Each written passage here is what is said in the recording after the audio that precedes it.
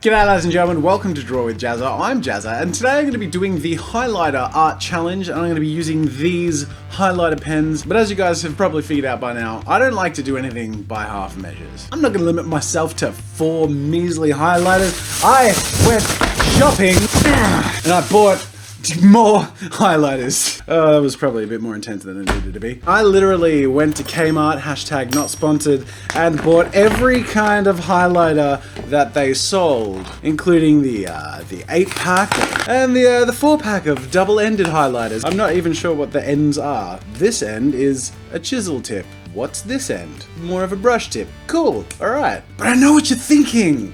Jazza! It's not highlightery enough. I know. I decided I might push the boundaries of what is deemed a highlighter, and I'm including these. These are sticky note things, and they're sort of transparent, so like when you put them down, they, you can see through underneath them, and you can use them to highlight things on schedules or calendars or whatever. I know this because I'm addicted to them. This is last month's calendar. I'm a busy man. My point is, ladies and gentlemen, this is going to be the ultimate highlighter challenge, because I am pushing the definition of what is considered a highlighter. I figure you guys will let me pass on this one. Nothing is a challenge for us here on Draw with Jazza. I am going to use the color intensity to my advantage. I'm even going to use the geometric shape of these sticky notes to my advantage, and I have a vision in mind. I can see it now. I want to do like a sci-fi, super semi-utopian cityscape with like a hero somewhere central, a lot of square edges, sort of using these and also the chisel tips of the highlighters. Get something really edgy, something that looks cool and uses the weird way that these highlighters mix to my advantage. So there's no time like the present to get started, and in beginning I'm gonna have to do a bit of experimenting to see how these things work with each other and on paper, and come up with a few ideas. Wish me luck! So first things first, I need to know how these highlighters work against each other. So I lay down a thick base of each color and then just do a simple line of the varying colors through each color. The different kinds of highlighters had very subtle differences in their color, so really it was more about the difference in application and the thickness of the various tips. The stickers, on the other hand, had really interesting ways that they played into each other when laid on top of each other, but I also thought it would be wise to experiment to see what happens if I lay the highlighter color on top of them.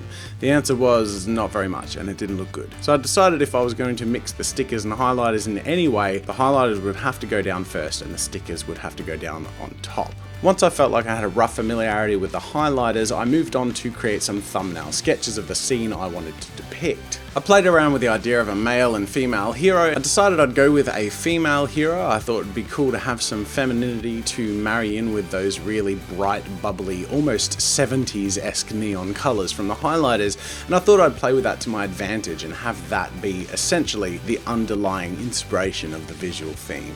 With my thumbnail sketches of the city, I had a few dramatic ideas and then some more simple ones, and in the end I opted to go with a little bit more of a simple horizon rather than anything with too much perspective. First of all, to save time, because cutting the stickers to all fit perfectly would be really time consuming, but also because I wanted to keep a little bit more of the focus on a foreground character. When I was happy with my design concept, I wanted to be really certain with my character design, so I played with one more refined sketch before moving on, this time roughing out some more of the details. I wanted my heroine to have a bit of spark to her, so I gave her a cool mohawk, and I gave her a massive gun which I thought could be sort of like a highlighter gun to fit in with the theme, and maybe her superpower could be blasting, pulsating light energy in neon colors at people, and she could be wearing this sort of really cool 80s vibe with armbands, again using the colors in my limited palette to my advantage and to look really intentional. When I was ready to create my piece, I put down a horizon line and then taped my paper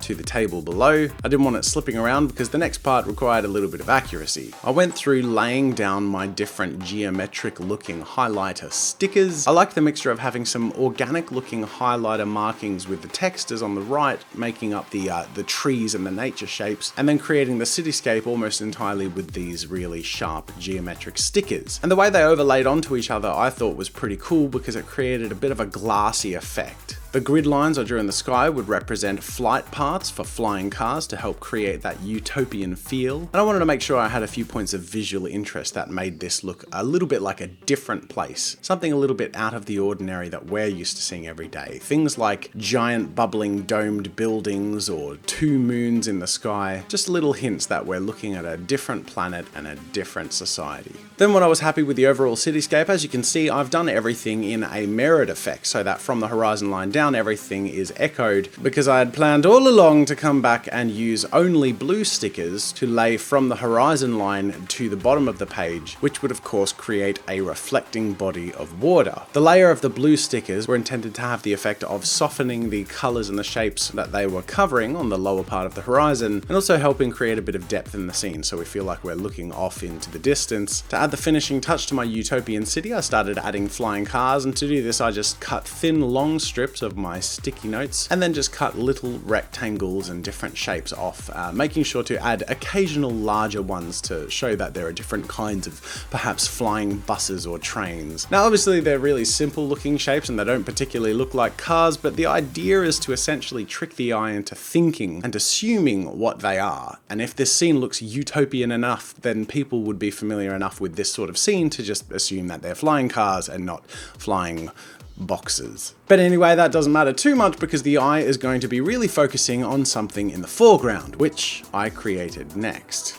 Moving on to a completely separate piece of paper, I sketch out in my very lightest, very brightest light yellow highlighter with a very thin tip and roughed out that character pose and shape that I ended up being happy with in my concept sketches. When I roughed out the form to a place I was happy with, I used two colors for the skin tones, the bright yellow, which I thickened up on the left side of the character, which I chose as the direction of the light source in this image, and then an orange for the right, which I chose as sort of a general skin tone shadow. Now obviously these aren't skin tones, but in the end when we mix them with the rest of the retro colors, and then later when of course she's laid on top of these really fluoro colors on the environment, it'll all end up looking really cool. In fact, it would look weird if she had skin tones. I moved through the rest of the piece going with sort of a dual color look for the most part. I went with blue for the clothing, pinks and oranges with yellow highlights for the gun, a pink backpack, green for the armband and hair, and then of course I used my darker highlighters, specifically the blue and purple, and used the really pointy end of the chisel tip to add the details and really help define and add depth to the different areas of the character and her geometry. Once I was happy with how my kick-ass heroine was turning out, I cut her out, and now having my heroine shape completely separate, I could put this onto my background, but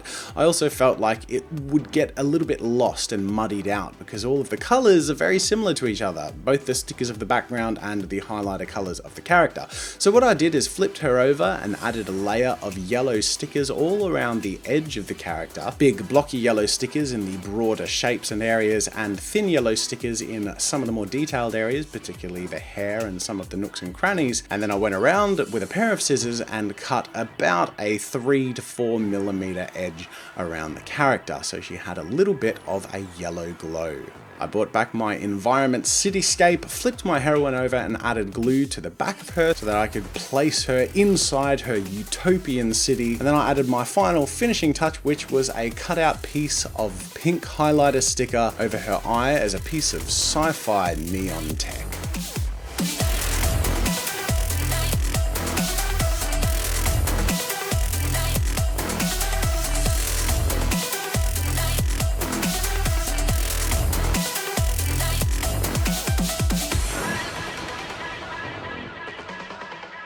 And that, ladies and gentlemen, is the result of my highlighter art challenge. I hope you enjoyed the way it turned out. I wanted to go for a bit of a contrast with a simple geometric background and a character that uses a lot more of the pen so that our eyes are drawn to her, especially with the outline of the highlighter stickers that I used. I think it looks really cool, but I'm interested in your feedback. Let me know what you think in the comments and leave a suggestion for a future challenge, something that you think might produce some interesting results like this. If you did like how this piece turned out, please leave a like on this video. That means that YouTube might recommend it to other people who might also enjoy it. Also, make sure to subscribe to Draw with Jazza if you're new here and you want to see more fun with art here on Draw with Jazza, with challenges, competitions, occasional tutorials, character design sessions, and loads more.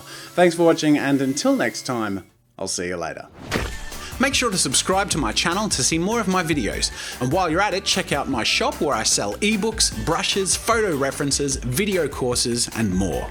There's another video you might enjoy from my channel over there, and you can also check out my behind the scenes daily vlog channel, Daily Jazza. That's it for now, and until next time, I'll see you later.